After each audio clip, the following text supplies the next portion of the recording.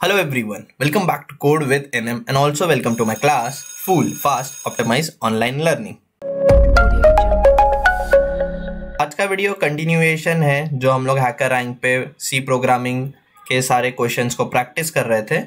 उसके पहले मैं आपको कुछ इंपॉर्टेंट चीज़ दिखाना चाहूँगा कि हैकर रैंक पे बहुत सारे सर्टिफिकेशन हैं, उनमें से कुछ कोर्सेज के सर्टिफिकेशन मैंने किए हैं एग्ज़ाम देके। तो कैसा इनके क्वेश्चंस आते हैं और क्या उनके सोल्यूशन है और क्या अप्रोच होना चाहिए, तो उस पर मैं आपको आगे वीडियो करके ज़रूर दिखाऊँगा।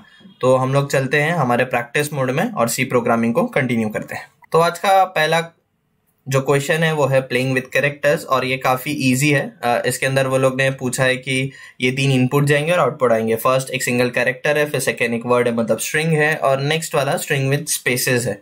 तो ये कैसे करना है, और यहाँ पे ध्यान देने वाली बात ये है कि सी के बाद स्लैश एन मतलब न्यू लाइन का इनपुट होना चाहिए और फिर न्यू लाइन का इनपुट होना चाहिए। तो ये मैं थोड़ी देर में एक्सप्लेन करता हूँ। यहाँ पे हम लोग वेरिएबल्स डिक्लेयर करेंगे। तो फर्स्ट वाला मैं सी ही डिक्लेयर कर रहा हूँ, कॉमा एक स्ट्रिंग डिक्लेयर करेंगे जिसका हम लोग साइज दे देंगे और दूसरा उसका साइज थोड़ा बढ़ा देंगे। फिर हमें क्या करना है, उनसे वैल्यू लेना है। तो स्कैनएफ में हम लोग वैल्यू लेंगे और यहाँ पे आएगा %c/n, क्योंकि उसके बाद न्यू लाइन पे हम लोग को लैंग्वेज जो वर्ड आप देख रहे हैं वो लेना है। तो फिर आएगा वापस %s, क्योंकि स्ट्रिंग वैल्यू लेना है। अब यहाँ पे ध्यान देना है कि ये वैल्यू कब तक लेना है। फॉर एग्जांपल वो यहाँ वेलकम तक लेके रुक जाएगा क्योंकि स्पेस है, तो उसको आगे का वैल्यू नहीं पता कि आगे जाना है स्कैनएफ को। तो यहाँ पे थोड़ा हल्का सा कोड चेंज है, तो वो मैं कर देता हूँ। पहले /n आएगा और फिर %बॉक्स ब्रैकेट में /n और यहाँ पे s। इसका सिंपली मतलब ये है, मैं यहाँ पे साइड में लिख देता हूँ। उसका सिंपली मतलब ये होता है कि तब तक आप अंदर कैरेक्टर्स या पूरे वर्ड्स को लेते रहो जब तक आपको नेक्स्ट लाइन या न्यू लाइन ना मिल जाए।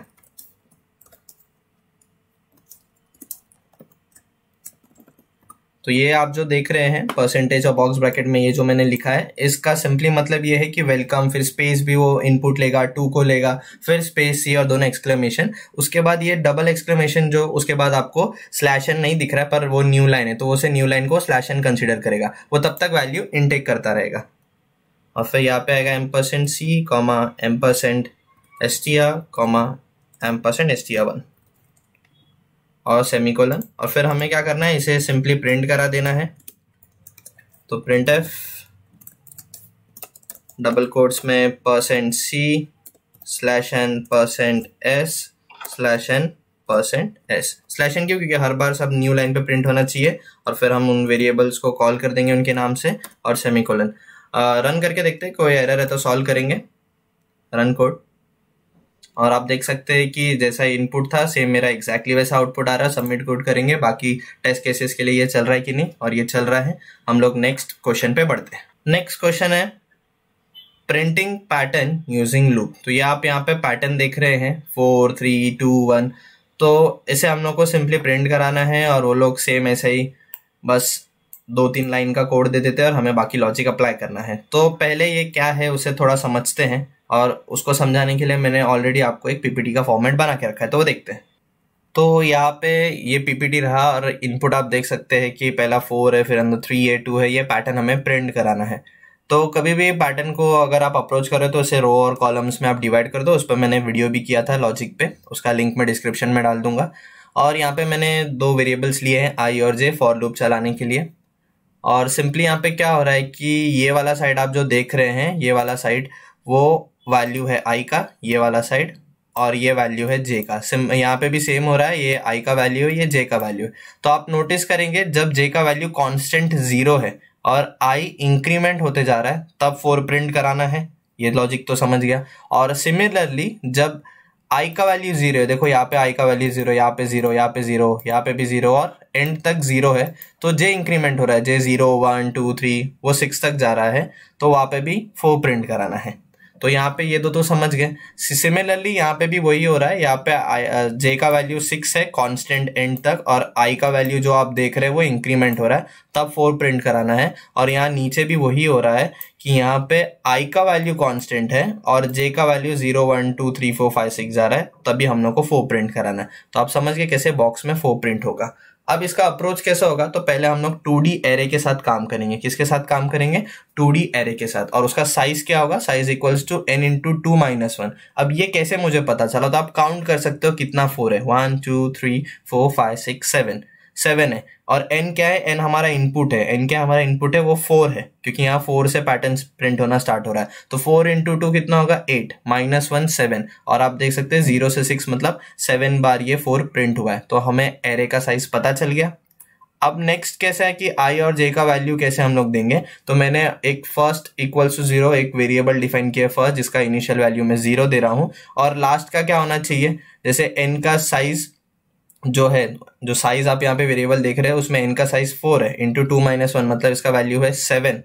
अगर ये 7 है, साइज 7 है, तो j कहाँ तक जाना चाहिए, j 6 पे जा रहा है लास्ट, और i भी किस पे आ रहा है, 6 पे। मतलब अगर ये 7 है तो वो 6 पे आ रहा है, मतलब एक कम जा रहा है। तो मैंने एक और वेरिएबल लिया लास्ट इक्वल्स टू साइज -1। तो साइज 7 था क्योंकि 0 से स्टार्ट हो रहा है, -1 मतलब लास्ट किस तक जाना चाहिए, 6। तो ये था सिंपली 3 वेरिएबल, साइज का क्या वैल्यू होगा, और फर्स्ट और लास्ट हम लोग ने i और j को इनिशियलाइज और एंड करने के लिए दिया। अब बाहर हम लोग प्रिंट कैसे करेंगे, हमारा कंडीशन क्या होगा, तो 2 फॉर लूप तो आप समझ ही गए हो कि 2 फॉर लूप में कंडीशन क्या होने वाला है।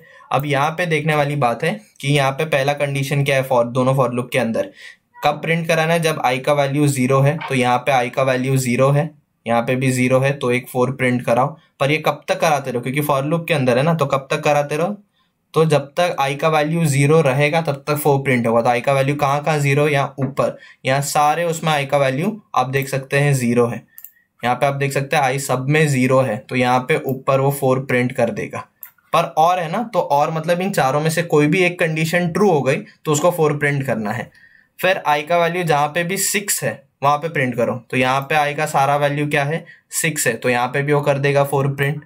फिर क्या है, j का वैल्यू 0, तो j का वैल्यू यहाँ पे सब j का वैल्यू 0 है, भले i इंक्रीमेंट हो रहा है पर j का वैल्यू 0 और ये और कंडीशन है, तो इनमें से कोई भी एक ट्रू तो वो 4 प्रिंट कर देगा। और लास्ट जब j का वैल्यू 6 है तो इसमें j का वैल्यू सब जगह 6 है, तो वो 4 प्रिंट करेगा। तो आपको होप ये समझ गया होगा कि वो सारे साइड 4 कैसे प्रिंट कर रहा है। और इसका ऑन एंड जनरल, क्योंकि ये तो हमने दिया ना 0 और 6, ऑन एंड जनरल इसका कैसे बनेगा, if i equals to first, i equals to last. अब यहाँ पे n का साइज अगर 4 नहीं कुछ और होगा तो ये पूरा जो कैलकुलेशन है चेंज होगा। अगर ये चेंज होगा तो यहाँ साइज का वैल्यू -1 चेंज होगा, पर हमेशा फर्स्ट तो 0 से ही चालू होने वाला है। हमारा जो डिपेंड करता है वो n पे डिपेंड करता है और साइज पे डिपेंड करता है कि कितना बड़ा होगा। जैसे आपने और एक एग्जाम्पल में 7 वाला देखा। तो होप आपको ये क्लियर हो गया होगा। फिर इसके बाद वो क्या करेगा, 3 उसको प्रिंट करना है, 3 प्रिंट करना है, 2 और 1।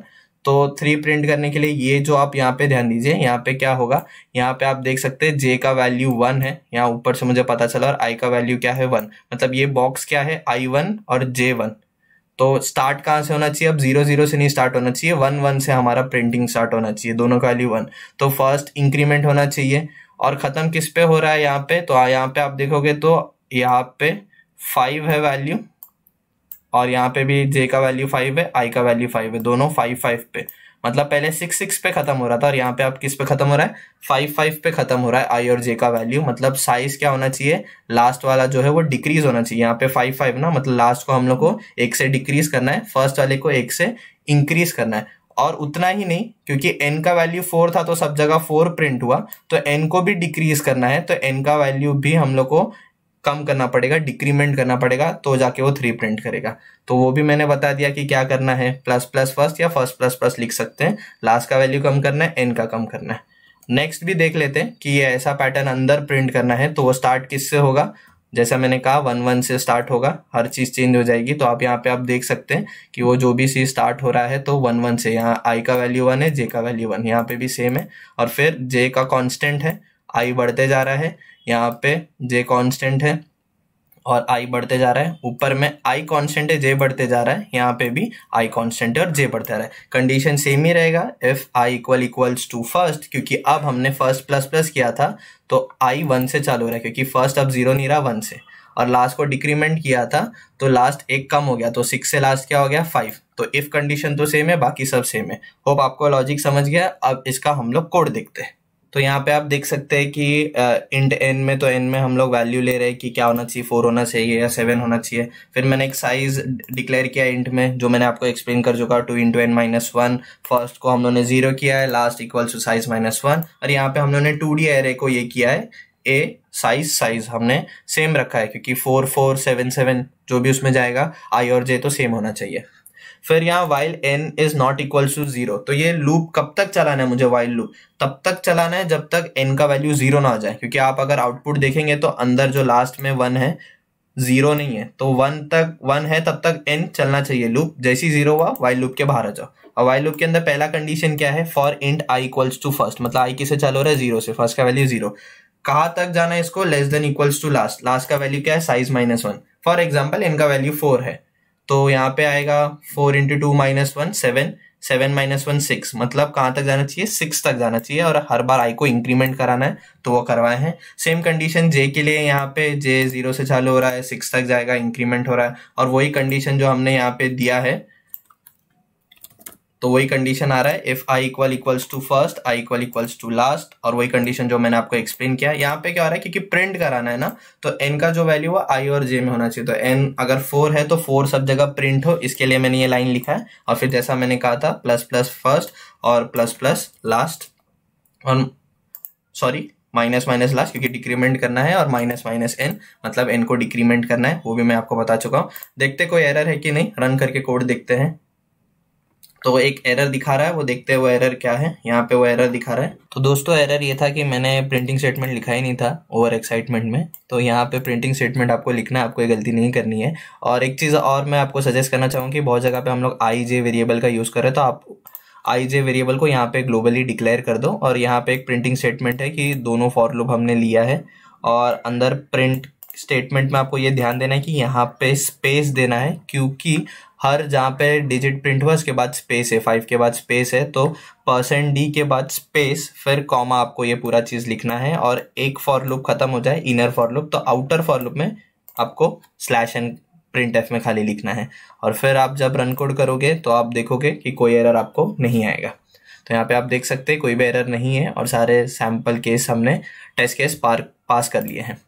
सबमिट कोड करते हैं और नेक्स्ट चैनल पे जाते हैं। मुझे पता है ये अब सब कुछ ग्रीन ही आने वाला है।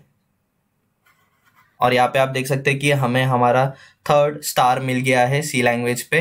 आगे कंटिन्यू करते हैं और नेक्स्ट चैलेंज की तरफ जाते हैं। तो यहाँ पे नेक्स्ट क्वेश्चन है बिटवाइज ऑपरेटर। और बिटवाइज ऑपरेटर मतलब एंड और बिटवाइज ऑपरेटर यही होते हैं। Operator normally plus minus subtraction division ये ऑपरेटर होते हैं। बिटवाइज में एम्परसेंड और या एक्सऑर जो ऑपरेशन हमें यहाँ पे करना है, तो मैं फटाक से इनके बारे में समझाता हूँ। एंड में क्या होता है कि जब 2 1 होंगे तो आउटपुट भी 1 ही आएगा। इफ एक में दो 1 होंगे तो ही 1 आएगा, बाकी सब 0, ऐसा आप याद रखिए। और में क्या कि दोनों में से कोई एक भी 1 है तो 1 आने वाला। फॉर एग्जाम्पल 1 1 1 1 0 और 0 1, दोनों में एक 1 है तो आउटपुट 1 ही आएगा, बाकी सब 0। और एक्सऑर में इन दोनों का उल्टा है, अगर 1 1 है तो 0 और 0 0 है तो 0, बाकी सब 1। तो ये सिंपल सा इसका लॉजिक है। और मैं इसके टेबल्स भी आपको दिखा दूंगा कि एंड ऑपरेशन और एक्सऑर ऑपरेशन का मैं टेबल आपको दिखा दूंगा। पहले स्टेप बाय स्टेप जाते हैं, देखते हैं कि अगर हमने ए 1 इनपुट लिया है और बी में 2 इनपुट लिया है तो आंसर 0 3 3 कैसे आएगा बाइनरी नंबर सॉल्व करके। तो उसको मैं अभी फटाक से आपको एक पीपीटी के द्वारा एक्सप्लेन करता हूँ। तो यहाँ पे आप देख सकते हैं कि जैसा 1 था तो 1 का बाइनरी नंबर ये होता है, आप गूगल कर सकते हैं। 2 का बाइनरी नंबर ये होता है, और पहले हमें एंड ऑपरेशन परफॉर्म करना है। तो ये 1 और 2 और इस पे एंड ऑपरेशन परफॉर्म करेंगे तो दोनों जगह पे 1 1 होगा तो ही आउटपुट में 1 आएगा। तो इसमें सारा आउटपुट क्या आने वाला है 0, बिकॉज कहीं पे भी 2 जगह 1 हमें नहीं दिख रहा। तो यहाँ पे आप देख सकते हैं कि आउटपुट क्या आने वाला है 0, तो आउटपुट यहाँ पे 0 आ रहा है। नेक्स्ट है और ऑपरेशन हम लोग करेंगे तो क्या होगा कि कहीं भी एक भी जगह 1 है, दोनों में से कहीं भी एक जगह अगर दोनों में से 1 आता है, जहाँ से यहाँ पे एक 1 है आप देख सकते हैं और एक नीचे एक 1 है, तो आउटपुट में क्या आना चाहिए 1 आना चाहिए। तो यहाँ पे एक 1 है और यहाँ पे एक 1 है, दोनों 2 जगह है, एक ये जगह एक ये जगह है, तो दोनों में से कोई एक जगह पे 1 है तो आउटपुट 1 आना चाहिए। तो ये इसका आउटपुट आ रहा है और का। और एक्सऑर का क्या है कि अगर सब जगह 0 है तो 0, सब जगह 1 है तो 0, बाकी अगर 0 1 है तो 1 1 आएगा। जैसे यहाँ पे 1 0 है तो आउटपुट 1 आना चाहिए, और यहाँ पे 0 1 है तो भी आउटपुट 1 आना चाहिए। अगर 1 1 है तो आउटपुट 0 आएगा, और अगर 0 0 है तो आउटपुट क्या आएगा, 0 आएगा। तो इसका आउटपुट क्या आएगा, लास्ट में 2 1 1, मतलब सेम और जैसा आउटपुट आने वाला है इसका भी। तो देख लेते हैं कि वही सेम आउटपुट आ रहा है कि नहीं आ रहा है। तो सेम वही आउटपुट आ रहा है। अब इन टर्म्स ऑफ नंबर, क्योंकि ये बाइनरी था तो हमें नॉर्मल डिजिटल नंबर समझते हैं, तो ये 0 0 0 किसको इक्विवेलेंट है, 0 को। नेक्स्ट ये किसको इक्विवेलेंट है, 3 को, जो और का आंसर है। और लास्ट वाला किसको इक्विवेलेंट है, 3 को। आप चेक कर सकते हो 0 1 1 3 का ये होता है, बाइनरी नंबर होता है। तो यही चीज हम लोग चेक करते हैं कि ए में 1 था और बी में 2 जब इनपुट था, तो एंड का आंसर 0 आना चाहिए, और का 3 और 3, मतलब 0 3 3 हम लोग आंसर चेक करते हैं कि है कि नहीं है। तो आप यहाँ पे देख सकते हो जब 1 और 2 इनपुट था तो 0 एंड में, 3 में और में 3 सॉरी, और XOR में 3। तो यही आउटपुट हमें भी आया, और बाकी नंबर के साथ आप टेस्ट कर सकते हैं। तो हमें ऐसा प्रोग्राम बनाना है जो इनपुट ये ले और आउटपुट में ये दे। तो हमें ऐसा प्रोग्राम बनाना है जो ए इनपुट में 1 और बी में 2 लेगा और ये आउटपुट जनरेट करेगा। पर हमारा काम यही नहीं खत्म होता, ये तो नॉर्मली ऐसा है एज इनपुट हमें समझाने के लिए। मेन आउटपुट ये, यहाँ पे हम क्या कर रहे हैं सिंपली, कि आप पहले एंड वाले कॉलम को देख सकते हैं। एंड वाले कॉलम 0 1 2 और के का वैल्यू क्या है, 3। तो यहाँ पे हमें चेक करना है कि कोई ऐसा वैल्यू है जो 3 से छोटा है, और वो सबसे बड़ा वैल्यू होना चाहिए। तो 0 1 2 में सबसे बड़ा वैल्यू 2 है, और 2 3 से छोटा है, यस छोटा है, तो उसे प्रिंट करना है 2। नेक्स्ट चेक करेंगे और के लिए, तो और में कोई भी वैल्यू आप देख रहे हैं कि के मतलब 3 से छोटा कोई नहीं, सब 3 के इक्वल हैं, तो यहाँ पे मैक्सिमम वैल्यू हो जाता है 0। और XOR में आप देखेंगे तो XOR में 3 2 1 है, तो यहाँ पे 3 तो इक्वल है तो नहीं आ सकता। 1 2 में मैक्सिमम वैल्यू जो है वो 2 है, तो 2 ही आंसर आएगा। इसी के लिए यहाँ पे जो आपका आउटपुट दिख रहा है वो 2 0 2 दिख रहा है। उसी हिसाब से हमारा इनपुट है ये 5 और 4, यहाँ पे इनपुट था 3 3, तो यहाँ पे इनपुट है 5 और 4। और हमें आंसर में क्या दिखना चाहिए, 4 से सारे छोटे नंबर, क्योंकि के का वैल्यू 4 है। तो यहाँ पे आपको जो आउटपुट दिख रहा है 2 3 3, वो पहले ये आउटपुट जनरेट होता है, और इसमें से वो चेक होता है कि जो 4 से छोटा है तो प्रिंट किया है। तो अब आपको समझ गया कि यहाँ पे वो लोग पूछ क्या रहे हैं। अब इसका प्रोग्राम देखते हैं। तो यहाँ पे आप देख सकते हैं कि जैसे हमें इनपुट 4 और 5 दिया, तो आपको कैलकुलेट करने की जरूरत नहीं, वो लोग ने एंड और XOR ऑपरेशन ऑलरेडी परफॉर्म करके दिया है। बस हमें ये ऑपरेशन के जो आउटपुट्स है उन्हें के से कम, मतलब 4 से वो कम होना चाहिए, तो वो कंडीशन ध्यान में रख के कोड करना है। तो मैंने ऑलरेडी कोड कर दिया है, और उनने एक फंक्शन बनाया है कैलकुलेट अंडरस्कोप द अंडरस्कोप मैक्सिमम, और उनने 2 वैल्यू लिया है n और k का। तो हमने क्या किया है, उसके अंदर i और j को डिक्लेयर किया है फॉर लूप रन करने के लिए, और 3 extra variable m1 m2 m3 मैंने डिक्लेयर किया है, ताकि इनके अंदर मैं आउटपुट स्टोर करके प्रिंट करूंगा। इनिशियली उनका वैल्यू मैंने 0 डिफाइन किया है ताकि कोई गार्बेज वैल्यू ना हो। और फिर हम लोग फॉर लूप रन कर रहे हैं, और फिर क्या किया है, इंट एन एक वेरिएबल मैंने डिक्लेयर किया, उसमें मैं एम्परसेंड करवा रहा हूँ, i एम्परसेंड j, ये एंड का साइन होता है। नीचे और मैंने एक नया वेरिएबल डिक्लेयर किया, और उसमें मैं और फंक्शन करा रहा हूं, और लास्ट में XOR करा रहा हूं। अब हमें चेक क्या करना है कि ये जो एंड है ये हमारे k से छोटा होना चाहिए, पर उसी टाइम पे m1 से बड़ा होना चाहिए, क्योंकि m1 का वैल्यू 0 था। तो ये k से छोटा होना चाहिए और m1 से बड़ा होना चाहिए। अगर ये कंडीशन ट्रू है तो उसका जो भी आउटपुट है आप n1 में स्टोर कर दो, मतलब एंड में जो भी आउटपुट है m1 में स्टोर कर दो। सिमिलरली जो और का आंसर है वो k से छोटा होना चाहिए, क्योंकि यही कंडीशन था, और m2 से यहाँ पे m2 आएगा, m2 से बड़ा होना चाहिए, तो और का जो वैल्यू है m2 में स्टोर हो जाना चाहिए। और लास्ट आप देख सकते हो XOR, तो उसका जो वैल्यू है वो k से बड़ा होना चाहिए, पर m3 से, क्योंकि m3 0 है, उससे बड़ा होना चाहिए, k से छोटा होना चाहिए। तो जब वो k से छोटा होगा तो हम उसे स्टोर कर लेंगे m3 में। और फिर सिंपली मैंने एक लाइन में printf में /n डाल के तीनों को प्रिंट करा लिया है, और रन करके देखते हैं। कोई एरर है तो सॉल्व करेंगे, नहीं तो सबमिट कोड करेंगे, और बाकी टेस्ट केसेस के लिए देखेंगे कि चल रहा है कि नहीं। तो ये वर्क कर रहा है हमारा कोड, और सबमिट कोड करेंगे, देखेंगे कि ये सारे 13 टेस्ट केस ग्रीन आते हैं, और हमने सारा टेस्ट केस पास कर लिया है। नेक्स्ट क्वेश्चन पे चलते हैं। यहाँ पे आप नेक्स्ट चैलेंज देख सकते हैं कि 1D एरे, और ये मीडियम लेवल का क्वेश्चन है। तो देखते हैं इसमें करना क्या है। इसमें आपको एक एरे दिया है, तो यहाँ पे 16 37 2 1 12 है, और इसका आउटपुट 51 आ रहा है, मतलब उन्हें ऐड करने के बाद उसका आउटपुट 51 आ रहा है। तो यहाँ पे वो लोग ने 2 एग्जांपल दिए हैं कि यहाँ पे 7 नंबर्स उनने एरे दिए हैं, और इनको आप ऐड करोगे तो उसका आउटपुट 76 आएगा। तो होप आपको ये समझ गया होगा, और ये काफी इजी है। तो इसका अभी हम लोग कोड करते हैं। टाइम सेव करने के लिए मैंने कोडिंग पार्ट स्किप कर दिया क्योंकि काफी इजी कोड है इसका। तो मैंने यहाँ पे 2 वेरिएबल डिफाइन किया है, इंट n और सम इक्वल्स टू 0 इसीलिए लिया है क्योंकि कोई भी चीज हम उसी वेरिएबल में ऐड करके आंसर उसी में स्टोर करते तो उसे आप मेक श्योर कि इनिशियलाइज उसे आप 0 से कर दे ताकि कोई गार्बेज वैल्यू ऑलरेडी उसमें स्टोर ना रहे। और स्कैनफ में हम यहाँ n का वैल्यू ले रहे हैं, जैसे उनने ऊपर यहाँ पे एग्जाम्पल में देख सकते हो 7 डाला तो 7 क्या है साइज ऑफ एरे वो हो जाएगा और उतने नंबर्स इनपुट में जाएंगे। तो यहाँ पे एरे में डिक्लेयर मैंने यहाँ पे किया है डायनामिक एरे, स्टैटिक नहीं किया। स्टैटिक क्या होता है, आप ए बॉक्स ब्रैकेट में 20 लिख दो, 30 100 वो स्टैटिक होता है। पर यहाँ पे मुझे एक डायनामिक आपको दिखाना था कैसे डिक्लेयर होता है, तो वो मैंने यहाँ पे किया है। कैसे करते हैं हम लोग, star a equals to int star, क्योंकि हमारा यहाँ पे जो आप देख रहे हैं वो ए बाय डिफॉल्ट उसका डेटा टाइप हम लोग क्या दे रहे हैं, इंट। तो अंदर भी सब जगह आप इंट ही दोगे। मैलॉक हम लोग रैम में उसके लिए एक स्पेस क्रिएट कर रहे हैं size of int star n. तो यहाँ पे स्टार एन आप वहां पे अपने मन के नंबर्स भी दे सकते हो, 1000 2000 3000, पर इतना बड़ा स्पेस हमें नहीं चाहिए। एन क्या है, एन अगर यहाँ पे यूजर ने 7 डाला तो यहाँ पे कितना का वो जगह क्रिएट कर देगा, ए के अंदर 7 की जगह क्रिएट कर देगा। ये डायनामिक होता है। अब रन टाइम के टाइम पे आपने एन 7 डाला पर वैल्यू आप सिर्फ 5 ही डाल रहे हो तो वो 2 वैल्यू को गार्बेज वैल्यू नहीं डिक्लेयर करेगा, वो ऑटोमेटिकली उनको खाली कर देगा। और आपके रैम में इनपुट एन यहाँ पे 7 हो तो भी आपने 5 वैल्यू डाला तो 5 की ही जगह ऑक्यूपाई करेगा। इसीलिए ये डायनामिक हम इसमें अलोकेशन कर रहे हैं, डायनामिक अलोकेशन, और वो काफी इंपॉर्टेंट होता है, आपको आना चाहिए डायनामिक अलोकेशन। स्टैटिक में क्या होगा, आपने 7 का एरे डिक्लेयर किया है, 5 ही वैल्यू दे रहे हो तो 2 गार्बेज वैल्यू वो अपने आप दे देगा और स्पेस यूटिलाइज करेगा। तो ये स्मार्ट वे ऑफ प्रोग्रामिंग है एक। फिर हमने क्या किया है, फॉर लूप में i equals to 0, i less than n, i plus plus for loop चलाने के लिए। और हम लोग एरे में मतलब वैल्यूज लिए जा रहे हैं, जितने भी वैल्यूज है 7 10 4 जितने भी हैं, और क्या कर रहे हैं, sum equals to sum plus A. और सम में फिर वो वैल्यू ऐड होते एक एक वैल्यू, मतलब यहाँ से 1 जाएगा, फिर 13, फिर 13 प्लस 1 14, 14 प्लस 15, 15 प्लस 20, वो ऐड होके लास्ट में 76 आउटपुट आएगा। और उसे हम लोग फॉर लूप के बाहर प्रिंट करा दे रहे हैं। तो रन कोड करेंगे, देखेंगे कोई एरर है कि नहीं है। मैं ऑलरेडी एक बार रन करके देख चुका, कोई एरर नहीं है। और सबमिट कोड करेंगे, तो सबमिट कोड करेंगे, सारे टेस्ट केस पास आने ही वाले हैं। और ये वाला काफी इजी था, भले ये मीडियम लेवल पे था क्योंकि ये फर्स्ट मीडियम शायद हमने सॉल्व किया है तो इसके लिए शायद वो इजी था। नेक्स्ट देखेंगे और भी टफ इसमें है। नेक्स्ट चैलेंज पे जाते हैं, देखते हैं नेक्स्ट चैलेंज क्या है।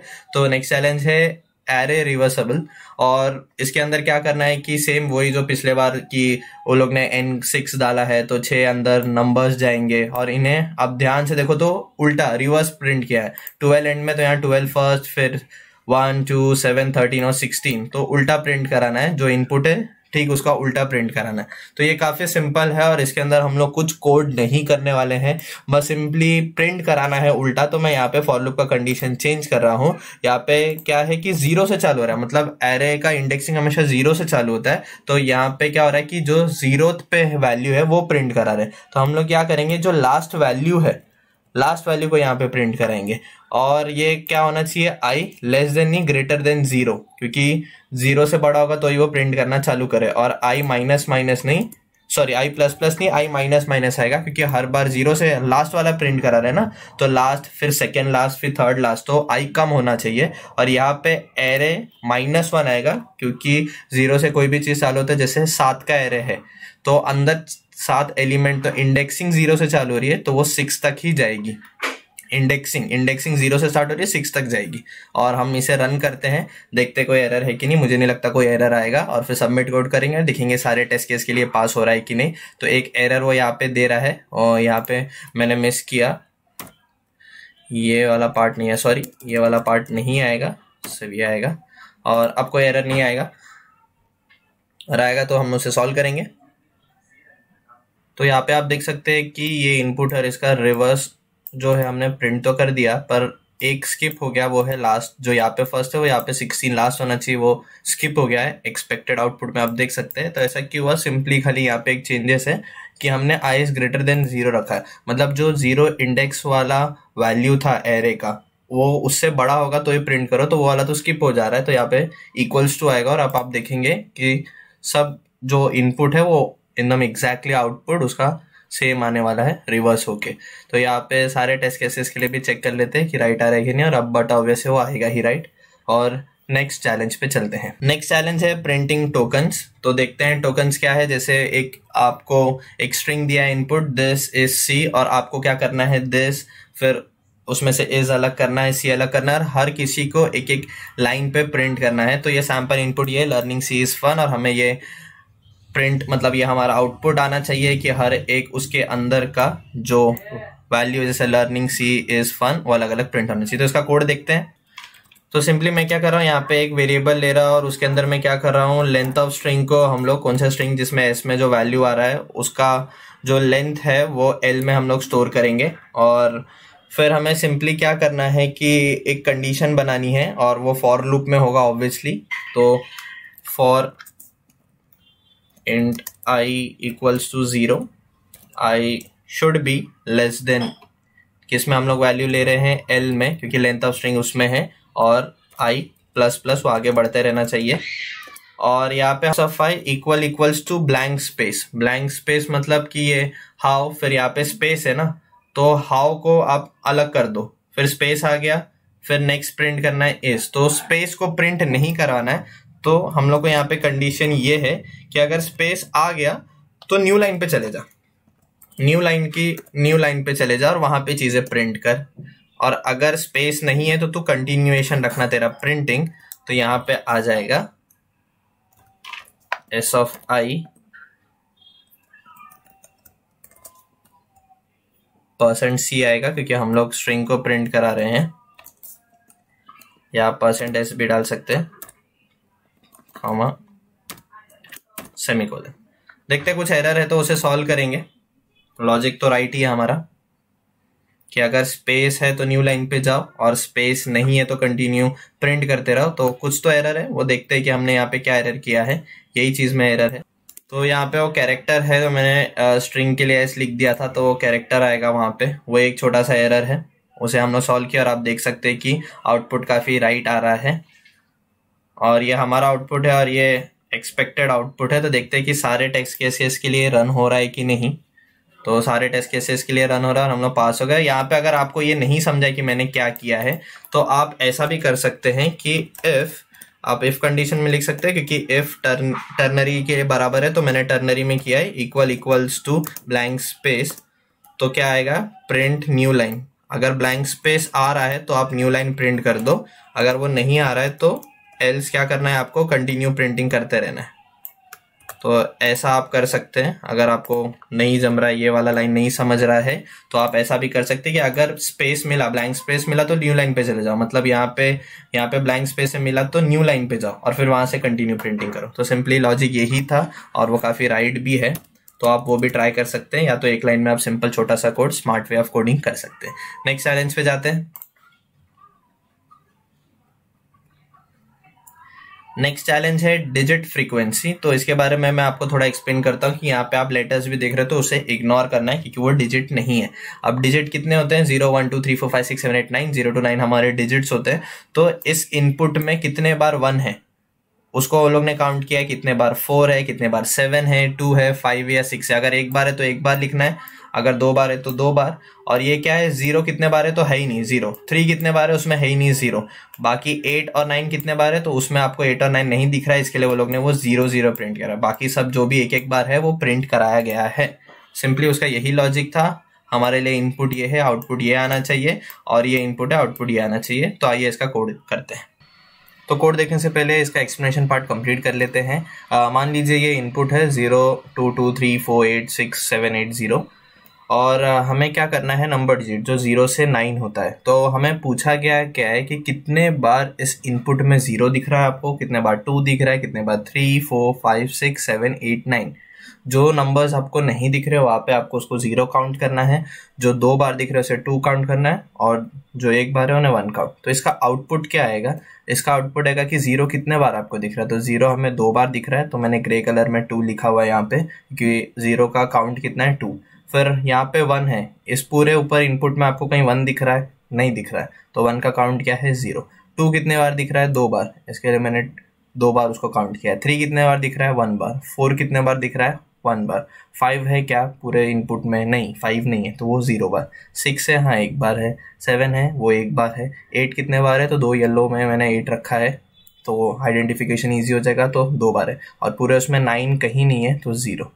तो ऐसा 0 1 2 3 जो जो काउंट है 9 तक, वैसा ही आपको आउटपुट में उनके नंबर्स ऑफ डिजिट कितने बार अंदर प्रेजेंट है वो बताना है। तो एक्सप्लेनेशन आपको समझ गया है, आप कोडिंग पार्ट देखते हैं। तो यहाँ पे मैंने एक स्ट्रिंग बनाया है कैर स्ट्रिंग, जिसका साइज मैंने डिक्लेयर नहीं किया क्योंकि डायनामिक मेमोरी एलोकेशन करेंगे उसके लिए। malloc 1024 उसका साइज है, स्टार साइज ऑफ कैरेक्टर्स, क्योंकि कैरेक्टर है, स्ट्रिंग है हमारा। तो एस का हमने 1024 रैम में साइज दे दिया है, और स्कैनएफ में स्ट्रिंग कॉमा एस में पूरा हम लोग सब कुछ ले रहे हैं इनपुट, ये इनपुट ले रहे हैं। अब स्ट्रिंग क्योंकि अंदर लेटर्स भी है और ये बहुत बड़ा है, कैरेक्टर्स उतने ले नहीं सकता, इसके लिए स्ट्रिंग के फॉर्मेट में हम ले रहे हैं एक साथ। तो यहाँ ध्यान देने वाली बात है कि नंबर्स भी स्ट्रिंग के तरह रिप्रेजेंट होने वाले, तो वो चीज़ के लिए आपको अस्काई पता होना चाहिए। उस चीज़ में मैं आपको थोड़ी देर में बताता हूँ, आगे कंटिन्यू करता हूँ। और फिर हमने उसका मेमोरी रीअलोकेट कर रहे हैं। मैंने दो यहाँ पे एक एरे बनाया और एक इंटीजर लिया है के, उस वेरिएबल में के में हम लोग आंसर स्टोर करेंगे। और पहले मैं मेक श्योर कर रहा हूँ कि ए के जितने भी वैल्यू है 0 to 10 मतलब 0 to 9 आएगा, क्योंकि एरे 0 से स्टार्ट हो रहा है, वो सब इनिशियली 0 हो जाए। इसके लिए ये फॉर लूप है, ए के अंदर के सारे वैल्यू को इनिशियली 0 कर रहा है। नेक्स्ट लॉजिक ये था कि इंट आई इक्वल्स टू 0 और I is less than length of string I plus plus. ये फॉर लूप का कंडीशन है सिंपल, की तब तक चल जब तक जितना बड़ा वो स्ट्रिंग है। अब 0 से स्टार्ट हो रहा है तो लेस देन है, अगर 1 से स्टार्ट होता है तो इक्वल्स टू होता, पर स्ट्रिंग हमेशा 0 से हम लोग करते हैं क्योंकि वो भी एक एरे ऐसा हम लोग उसको डील करते हैं। फिर k equals to s of i minus 48। अब ये 48 क्या है और एस ऑफ आई क्या है? तो एस ऑफ आई मतलब एस ऑफ आई का वैल्यू क्या है 0, तो फर्स्ट एलिमेंट समझो इनपुट ये है, तो यहाँ पे फर्स्ट एलिमेंट क्या है 1, तो यहाँ पे क्या आएगा 1 माइनस 48, ऐसा आएगा नहीं आएगा, 1 का अस्काइल वैल्यू आएगा। तो वो अस्काइल वैल्यू 1 का क्या है वो मैं आपको बताता हूँ। तो ये अस्काई टेबल है और इसके अंदर हम लोग 1 का वैल्यू ढूंढेंगे। तो यहाँ पे है, मैं थोड़ा जूम इन करता हूँ, तो यहाँ पे आप देख सकते हैं कि 1 का वैल्यू क्या है 49, तो वहाँ पे क्या आएगा, यहाँ पे आएगा 49 माइनस 48 और आंसर क्या आएगा 1। अब हम लोग नीचे चेक क्या करा रहे हैं, if k is greater than equals to 0, तो के में आंसर स्टोर हो रहा है 1, तो वो 0 से बड़ा है, हाँ है, और उसी टाइम पे 10 से छोटा है, हाँ है, तो ए ऑफ के प्लस प्लस हम लोग इंक्रीमेंट करा रहे हैं ए ऑफ के आंसर्स में। क्यों इंक्रीमेंट कराना है? क्योंकि 1 मिल गया ना एक बार, तो जो मैं आपको अभी समझा रहा था कि 1 कितने बार मिला एक बार, कितने, और 2 कितने बार मिला है 2 बार, तो वो इंक्रीमेंट कराना बहुत ज़रूरी है आउटपुट में। तो 0 से अब 1 हो जाएगा क्योंकि 1 हमें एक बार मिल गया है, और फिर हम इधर प्रिंट करा दे रहे हैं वो ए ऑफ आई, क्योंकि पहले सबको इनिशियली 0 करना क्यों ज़रूरी था, क्योंकि अभी हमें पता ही नहीं कि कौन कितने बार है अंदर, तो सब 0 है क्योंकि अभी तक पता नहीं। पर यहाँ पे जैसे ही पता चला तो यहाँ पे क्या होगा, जो 1 है 1 के पोजीशन पे 1 आ जाएगा, क्योंकि अभी तक 1 ही बार मिला है। और फिर आप चेक करेंगे कि उसमें और 1 है नहीं है, तो वो हमारा फॉर लूप और ये कंडीशन चलता ही रहेगा। और एक एग्जांपल लेंगे ये 48 का, तो मान लो 8 लेते हैं, यहाँ से 8 एक इनपुट लेते हैं और 8 का चेक करते क्या है, तो 8 का 56 है, तो यहाँ पे क्या आएगा 56 माइनस 48, जिसका आंसर क्या है 8। तो फिर ये क्या होगा चेक करेगा, 0 से बड़ा है, हाँ है, 10 से छोटा है 8, हाँ है, तो एक बार इंक्रीमेंट करेगा, एक बार हुआ, फिर वापस क्या है, कितने बार है 3 बार 8 है, तो क्या होगा ये 3 बार वापस एग्जीक्यूट होगा, और ये हर बार यहाँ के ऑफ 8, तो के का वैल्यू 8 था, तो ए यहाँ पे ऐसा आएगा ए 8 प्लस प्लस, तो आउटपुट में क्या होगा, जहाँ 8 का पोजीशन है पहले वहाँ एक बार होगा, फिर वो वापस 2 सेकेंड टाइम जब एग्जीक्यूट होगा तो 8 मिलेगा 2 बार, फिर 3 बार और 4 बार। इस हिसाब से वो काउंट कर रहा है कि ए ऑफ 8 प्लस प्लस, क्योंकि के का वैल्यू 8 है यहाँ पे, तो ए ऑफ के मतलब 8 प्लस प्लस, तो 4 बार होगा क्योंकि हमारे इनपुट में 4 बार 8 है। अब रन करके देखते हैं कि कुछ एरर है तो सॉल्व करेंगे, नहीं तो सबमिट कोड करके सारे टेस्ट केसेस के लिए चेक करेंगे। तो आप देख सकते हैं कि यहाँ पे 1 2 बार था, तो यहाँ पे 2 बार आया है, फिर 2 आप देख सकते हैं एक बार है, तो 2 एक बार आया, 3 है ही नहीं पूरे, तो 3 में 0 है, 4 एक बार है, और सो ऑन। सबमिट कोड करके देखते हैं, सारे टेस्ट केसेस के लिए ये अब राइट ही आने वाला है। आप देख सकते हैं सारे टेस्ट केसेस के लिए राइट आया है। नेक्स्ट चैलेंज पे बढ़ते हैं, देखते हैं कि नेक्स्ट चैलेंज क्या है। तो नेक्स्ट चैलेंज है डायनामिक एरे इन सी, जो अभी तक मैं आपको बता ही रहा था कि डायनामिक एरे है क्या है, कैसे करना है। और यहाँ पे आप देख सकते हैं कि इनपुट लिया गया है 2 और ये आउटपुट है, और उनमें से भी कुछ वो लोग ने चीज़ें बाहर निकाला है। और ये थोड़ा कॉम्प्लिकेटेड क्वेश्चन है जिसको समझना बहुत ट्रिकी है, पर इसका कोडिंग पार्ट बहुत ईजी है। तो पहले ये समझते कि ये इनपुट है क्या और आउटपुट है क्या। तो यहाँ पे वो लोग ने थोड़ा बहुत एक्सप्लेनेशन दिया है कि ये जो 5 है, 5 शेल्स है और 5 रिक्वेस्ट है, या उसे आप क्वेरी भी कह सकते हैं।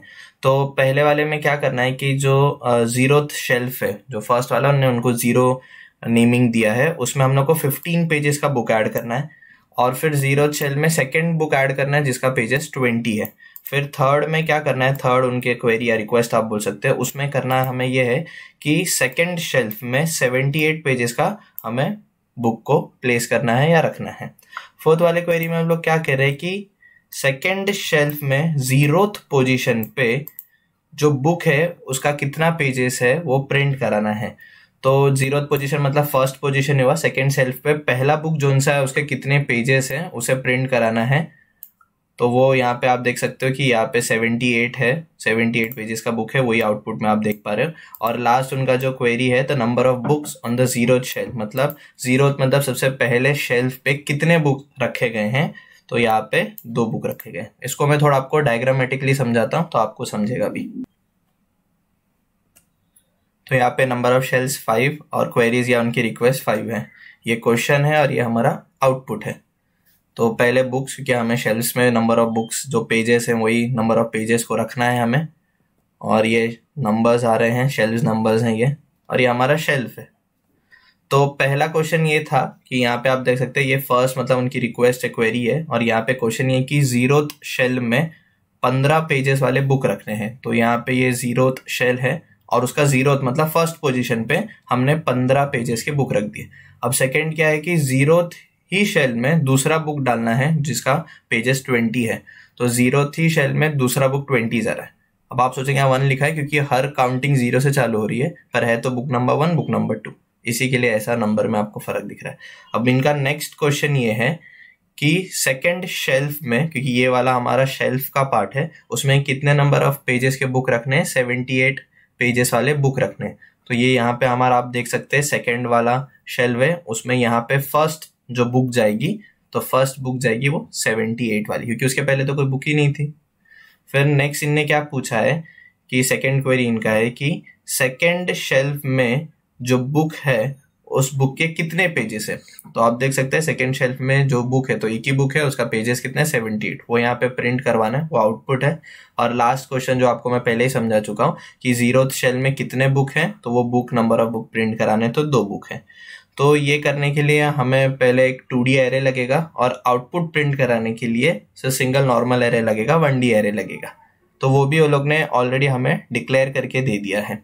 आइए अब कोड समझते हैं। यहाँ पे आप देख सकते हैं int star total number of books, तो ये आउटपुट प्रिंट कराने के लिए है और उसके लिए मुझे खाली एक ही 1D एरे चाहिए। तो इसके लिए उसमें सिंगल स्टार है और यहाँ पे 2 स्टार मतलब 2D एरे होता है, टोटल नंबर ऑफ पेजेस।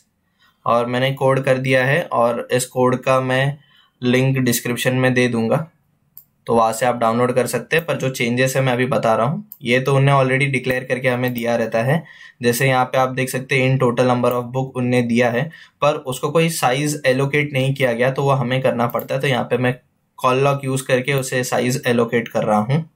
फिर सेम नीचे यहाँ पे ये चीज उनने ऑलरेडी दी थी कोड में, और ये हमने एलोकेट की है। टोटल नंबर ऑफ पेजेस भी सिर्फ डिक्लेयर है, उनका साइज डिक्लेयर नहीं किया गया, तो वो भी हमने यहाँ पे डिक्लेयर कर दिया है। डायनामिक हमने डिक्लेरेशन किया है। फिर हमने फॉर लूप लिया है int i equals to 0, total number of shells और i प्लस प्लस। और इसके अंदर हम लोग क्या कर रहे हैं, जो एक एक पेज का उसको साइज दे रहे हैं, हम लोग 1200 का साइज दे रहे हैं एक एक पेज को, टोटल नंबर ऑफ पेजेस। तो टोटल नंबर ऑफ पेजेस का हम लोग साइज कितना दे रहे हैं, 1200। इससे आप कम देंगे तो एरर आएगा, क्योंकि जो बाकी सारे टेस्ट केसेस हैं वो इस पे वर्क होने चाहिए। आप 1100 भी दे सकते हैं, पर 1100 के नीचे आपको एरर आएगा। फिर उनने ऑलरेडी आधा कोड दिया था, उसमें खाली हम चेंजेस करते गए, तो मैंने यहाँ से अब चेंजेस करना चालू किया है। तो आपको ये चीज़ का टेंशन लेने की जरूरत नहीं है, एंटायर सोर्स कोड ही मैं डिस्क्रिप्शन में दे दूंगा। तो यहाँ पे उनने XY वेरिएबल लिया है, आप चाहिए तो आप शेल्व्स और पेजेस भी इसको रीनेम कर सकते हैं आपके हिसाब से, पर XY रहने दे तो अच्छा है, क्योंकि बार बार उन्हें कॉल करना है। फिर टोटल नंबर ऑफ बुक्स, तो वो X में मैं सब कुछ कॉल कर रहा हूँ, और प्लस प्लस मतलब बुक के काउंट गिनेगा वो कि कितने बुक हैं, 1 बुक है 2 बुक है। और फिर यहाँ पे स्टार बुक, मैंने एक नया यहाँ पे एक डायनामिक वेरिएबल बनाया है इन स्टार बुक, और उसमें मैं क्या स्टोर कर रहा हूँ, टोटल नंबर ऑफ पेजेस। फिर while star book is not equals to 0, अगर वो 0 से इक्वल नहीं है तो क्या करना है, book plus plus. Book plus plus मतलब बुक का काउंट बढ़ाना है, 1 है, 2 है, 3 है एंड सो ऑन। और फिर क्या कर रहा हूँ, जो y के अंदर चीजें स्टोर हैं, मतलब y यहाँ पे हमारा शेल्फ है, शेल्फ में कितने बुक्स हैं वो किस में डाल दो, स्टार बुक्स में डाल दो। बस ये छोटा सा कोड है, इतना ही चेंजेस था और कुछ चेंजेस करने की जरूरत नहीं थी।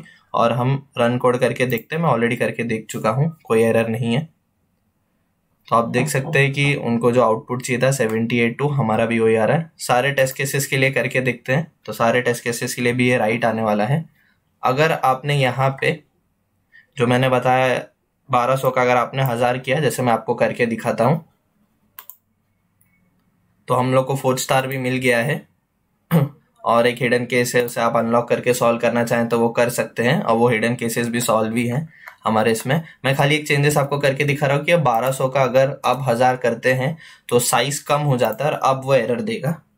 तो यहाँ पे सारे टेस्ट केसेस पास ना हो, कुछ ही होंगे उसमें से। देखिए आप देख सकते हैं कि सारे टेस्ट केसेस पास नहीं हुए। क्यों नहीं हुए, क्योंकि जो नंबर ऑफ इनपुट होंगे वो ज्यादा बड़े होंगे। जैसे यहाँ पे आप देख सकते हैं ये नंबर ऑफ इनपुट है इतने सारे, तो उतना बड़ा आपको साइज देना पड़ेगा। इसके लिए 1200 काफी अच्छा साइज है, या 1100, ये दोनों दे सकते हैं। इसके अंदर काफी बड़े इनपुट जा सकते हैं और सारा टेस्ट केसेस फिर पास होगा आपके लिए। नेक्स्ट चैलेंज पे चलते हैं और देखते हैं नेक्स्ट चैलेंज क्या है। तो यहाँ पे नेक्स्ट चैलेंज है कैलकुलेट द nth टर्म, और इसके अंदर वो लोग ने हमें कहा है कि रिकर्सिव फंक्शन यूज करते रहना है आपको। रिकर्सिव फंक्शन मतलब फंक्शन अपने आप को ही बार बार बुला रहा है इनसाइड इटसेल्फ। जैसे फंक्शन ऐड है तो बार बार फंक्शन ऐड के अंदर ही आप बार बार फंक्शन ऐड को ही बुला रहे हो, या फैक्टोरियल ऑफ ए नंबर में आप फैक्ट अगर आप जानते हो तो फैक्ट को ही बार बार बुला रहे हो, वो होता है रिकर्सिव फंक्शन। यहाँ पे हमें करना ये है कि यहाँ पे जो इनपुट है और आउटपुट ये आना चाहिए। तो कैसे आ रहा है ये, जैसे s का वैल्यू यहाँ पे 1 है, आप देख सकते हैं इनपुट में, s2 का वैल्यू 2 है और s3 का वैल्यू 3 है। s4 ढूंढने के लिए क्या करना है, s3 plus s2 plus s1, तो s4 का वैल्यू आएगा। और s5 के लिए क्या करना है, 4s4 plus s3 plus s2। तो कैलकुलेट करते हैं, 1 प्लस 2 3, 3 प्लस 3 6, तो s4 का वैल्यू 6 है, तो यहाँ पे आएगा 6 प्लस 3 प्लस 2, तो 6 प्लस 3 9 प्लस 2 11, तो वही आउटपुट आ रहा है क्योंकि प्रिंट हमें कराना है S5। अब जरूरी नहीं हर बार S5 ही होगा, वह SN होगा, nth टर्म होगा, तो nth टर्म के लिए हमें कोड करना है। तो उनने इतना पार्ट हमें ऑलरेडी दिया है और फंक्शन बना के दिया है फाइंड द nth टर्म। तो आइए कोड करते हैं। तो यहाँ पे सिंपल आप देख सकते हैं कि वो लोग ने बहुत सारी चीजें ऑलरेडी करके रखी है, फंक्शन भी बना के रखा है और उसमें 4 पैरामीटर्स है। तो मैं उन्हीं 4 पैरामीटर्स से पहले एक्सेस करेंगे। तो पहले n का वैल्यू अगर 1 के इक्वल है, अगर n का वैल्यू 1 के इक्वल है तो हमें क्या करना है, a। अभी क्यों, क्योंकि n अगर 1 है तो n क्या है, यहाँ पे sn है, तो sn का वैल्यू 1 है। तो जो फर्स्ट इनपुट होगा, जैसे ये 1 यहाँ पे फर्स्ट इनपुट है, तो वो किसका वैल्यू होना चाहिए, s1 का। तो फर्स्ट इनपुट हम लोग किस में ले रहे हैं, a में ले रहे हैं।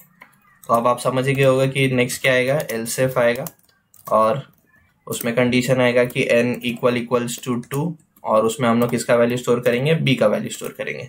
और एक एल्सेफ आएगा यहाँ पे, और उसमें हम लोग करेंगे n इक्वल्स टू 3, और यहाँ पे वैल्यू आ जाएगा c का। तो हमने फर्स्ट 3 s1 s2 s3 के लिए कर दिया है। अब s4 के लिए करना है, तो else वाला पार्ट आएगा, और else वाले में मैं पूरे फंक्शन को ही रिटर्न करवा रहा हूँ। पर याद रखना है कि रिकर्सिव फंक्शन आपको यूज करने हैं, तो वो फंक्शन को ही हम लोग ऑफिस कॉल करेंगे, और फंक्शन का नाम आप देख सकते हैं ऊपर दिया ही हुआ है आपको। अब यहाँ पे करना क्या है, तो यहाँ पे पहले फंक्शन में 4 पैरामीटर्स है, तो हमें भी 4 पैरामीटर पास करने हैं, पर थोड़ा हम लोग उसमें अलग तरीके से पास करेंगे। तो यहाँ पे आप देख सकते हो कि n अगर n 1 है तो ठीक, 2 है तो 3 है तो ठीक, तो यहाँ पे तो वो चेक हो जा रहा है। पर अगर 4 है तो यहाँ पे आप देखेंगे 4 में क्या हो रहा है कि हर बार n 1 से कम होते जा रहा है। कैसे हो रहा है, यहाँ पे n-1 है, यहाँ पे n-2 है, और यहाँ पे n-3 है। तो n-1 मतलब s3 आएगा, n-2 मतलब s2 आएगा, सो ऑन। तो यहाँ पे पहला क्या आएगा, n-1। और फिर क्या करना है, इन्हें ऐड करना है, क्योंकि ऐड हो रहा है ना s3 प्लस s2। और फिर क्या करना है, ये सेम फंक्शन वापस आएगा। तो ये बार बार हम लोग सेम फंक्शन को ही यूज कर रहे हैं, और यहाँ पे चेंजेस क्या होगा, 2, और फिर क्या आना चाहिए, 3, और लास्ट में यहाँ पे सेमीकोलन। तो हमने सेम फंक्शन को बार बार बुलाया, इसे रिकर्सिव फंक्शन कहते हैं। अब n का वैल्यू 5 लेते, तो 5 - 1 यहाँ पे क्या आ जाएगा, यहाँ पे सॉल्व होके 4 का आएगा आंसर, और फिर यहाँ पे किसका आएगा, 5 - 2 3 का, और यहाँ पे 5 - 3 2, तो 4 3 2 5 में आ रहा है। और रन कोड करके देखेंगे, कुछ एरर है तो सॉल्व करेंगे, नहीं तो सबमिट कोड करेंगे। एक एरर आ रहा है यहाँ पे, देखते हैं एरर क्या है। तो हमने इधर छोटा से मिस्टेक कर दिया है। पहले तो यहाँ पे हमने हमारे फंक्शन का ब्रैकेट बंद नहीं किया है, और यहाँ पे आप अंडरलाइन दे सकते हो, उसका मतलब अभी भी कुछ एरर है। एरर इसके लिए क्योंकि इफ ये कंडीशन चेक करेगा तो हम वैल्यू n में स्टोर कर रहे हैं। अगर वैल्यू n में स्टोर हो गया तो इस फंक्शन के बाहर हम लोग कुछ रिटर्न नहीं करवा रहे। तो यहाँ पे इंट मेन में जब कुछ पहुंच ही नहीं रहा है तो एरर देगा ही। तो ऑब्वियसली यहाँ पे n में स्टोर नहीं कराना है, हमें ये पूरा रिटर्न कराना है। तो रिटर्न a यहाँ से, क्योंकि ये सारे कंडीशन चेक होंगे, रिटर्न b तो वो b का वैल्यू लेके जाएगा, और यहाँ पे रिटर्न c, तो ये तीनों वैल्यू को हम लोग को रिटर्न कराना है। अगर ये कंडीशन ट्रू है तो इफ एल्स इफ में ये होता है कि अगर एक कंडीशन ट्रू है तो वो बाकी चेक ही नहीं करने वाला है। तो एक अगर ट्रू है तो a का वैल्यू लेके जाएगा, यहाँ से b का, यहाँ से c का, और फिर वो इस वाले पार्ट पे आएगा। इसके वजह से वो एरर आ रहा था, क्योंकि हमने n में स्टोर कर दिया तो वो इसके बाहर n जा ही नहीं रहा है, यहाँ पे n रिटर्न ही नहीं हो पा रहा था, इसकी वजह से एरर आ रहा था।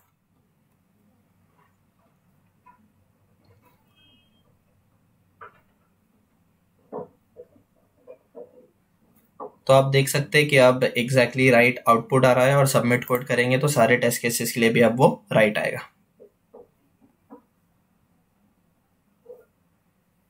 तो देख सकते हैं सारे टेस्ट केसेस के लिए राइट आ चुका है। और अब हम लोग नेक्स्ट चैलेंज के अंदर बढ़ते हैं। काफी इजी प्रोग्राम है, स्टूडेंट मार्क्स सम, और मैं आपको फटाक से समझा देता हूँ कि इसमें हमें करना क्या है। इसमें नंबर ऑफ स्टूडेंट उनने 3 दिया है, तो हमें 3 स्टूडेंट के स्कोर्स लेने हैं। तो यहाँ पे 3 2 5 ये उनके स्कोर्स हैं, और नीचे उनने एक कैरेक्टर प्रिंट किया है, मतलब वो जेंडर है कि वो बॉय या गर्ल है। अगर बॉय है तो वो हम लोग को कह रहे हैं कि आपको एडिशन करना है, और किन के ऐड करना है, ये तीनों जो स्कोर है उन्हें ऐड करना है, पर इवन के। जब बॉयज है तो इवन ऐड करना है, इवन पोजीशंस ऐड करने हैं। तो यहाँ पे आप देख सकते हो m0 + m2, तो इवन पोजीशन है, तो 0 पे 3 है और 2 पे 5 है, तो 8, ऐसे यहाँ पे 8 आउटपुट आपको प्रिंट कराना है। और अगर गर्ल है तो फिर आपको ऑड पोजीशंस, तो यहाँ पे आप देख सकते हैं m1 m3, तो m1 में यहाँ पे 2 है, और m3 में आप देख सकते हो 5 है, क्योंकि 0 से स्टार्ट होता है एरे हमेशा। तो उन्हें ऐड करने के बाद जो आउटपुट आना चाहिए वो आउटपुट आपको प्रिंट कराना है। तो ऐसे बहुत सारे उन्होंने सैंपल दिए हैं इनपुट्स, और वैसे ही सैंपल आउटपुट हमें जनरेट करना है। बस ध्यान देना है कि गर्ल और बॉय है, अगर बॉय है तो इवन वाले पोजीशंस को ऐड कराना है, गर्ल है तो ऑड वाले पोजीशंस को ऐड करा के आउटपुट जनरेट करना है। तो आइए कोड करते हैं। तो कोड देखते हैं क्या है। यहाँ पे उन्होंने एक फंक्शन बनाया हुआ है, और बहुत सारा काम उन लोग ऑलरेडी हमारे लिए करके दिया, हमें खाली हमारा बिजनेस लॉजिक यहाँ पे लिखना है जो एक्चुअल कोड है। तो यहाँ पे उनने एक 1D एरे लिया है, एक नॉर्मल इंटीजर लिया और कैरेक्टर्स लिया है। तो उन चीज़ों को ध्यान में देके हम कोड करेंगे। तो पहले मैं एक इंट सम = 0 कर देता हूँ, क्योंकि हम जो भी एडिशन परफॉर्म करने वाले हैं वो वापस सम में स्टोर करेंगे। और कंडीशन चेक करेंगे, इफ जेंडर = बॉय, तो हमें सारा इवन नंबर्स ऐड करना है। तो हो सकता है कि एक से ज़्यादा लड़के भी हो सकते हैं, और स्टूडेंट एक नहीं, एक से ज़्यादा। इसके लिए फॉर लूप i = 0, और i should be less then number of student आएगा यहाँ पे, क्योंकि जितने नंबर ऑफ स्टूडेंट है वहीं तक जाना चाहिए, पर 0 से स्टार्ट हो रहा है। इसके लिए लेस देन = नहीं है, लेस देन है, और i++। अब क्या कराना है, हमें सिंपली ऐड करा देना है सम = सम प्लस ऑफ i। तो इसमें क्या होगा, ऐड होके वो सब में स्टोर होते जाएगा। अब यहाँ पे आपको एक एरर आएगा या मिस्टेक आएगा, आउटपुट नहीं आएगा, क्योंकि इवन नंबर्स को ये करवाना है आपको, खाली सिर्फ इवन नंबर्स को ऐड करना है जब जेंडर बॉय का हो, लड़का का हो। तो इवन नंबर्स कैसे आएगा, 0 से अगर i++ इंक्रीमेंट होगा तो वो 1 हो जाएगा, और 1 is not an even number, तो यहाँ पे आपको i+2 लिखना है। तो अब इंक्रीमेंट किससे होगा, वो 2 से होगा, तो 1 के बाद वो सीधा 2 पे जाएगा। तो होप ये वाला कॉन्सेप्ट आपको क्लियर है। और एल्स वाले पार्ट में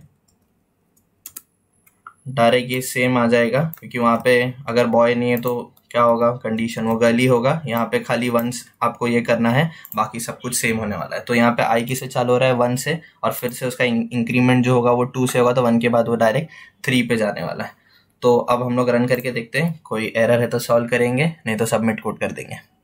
तो एक एरर है, देखते हैं वो एरर क्या बता रहा है। तो यहाँ पे वो i+2 और i+1 का एरर दे रहा है। शायद ये लोग सपोर्ट नहीं करते ये वाली चीज़ें, तो हम लोग को डबल इंक्रीमेंट करना पड़ेगा यहाँ पे। तो आप i++ ऐसे लिख सकते हो और कॉमा i++, तो ऐसे 2 बार आप इंक्रीमेंट लिख सकते हो।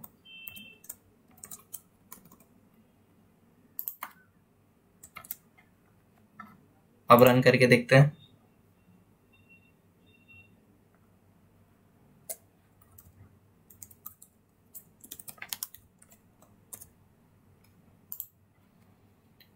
तो यहाँ पे हमें रिटर्न कराना पड़ेगा जो आंसर है सम, क्योंकि ये एक एक्सटर्नल फंक्शन है जो इंट मेन के अंदर नहीं है। और अब हम करेंगे तो कोई एरर नहीं आएगा, और आंसर सब में रिटर्न होके आप देख सकते हैं कि फर्स्ट टेस्ट केस पास हो गया है, और वो सारा टेस्ट केस पास होगा। और ये वाला भी हमने प्रॉब्लम सॉल्व कर दिया है। अब इसमें सिर्फ कुछ 8 प्रोग्राम बचे हैं जो मैं आपको नेक्स्ट वीडियो में बताऊंगा।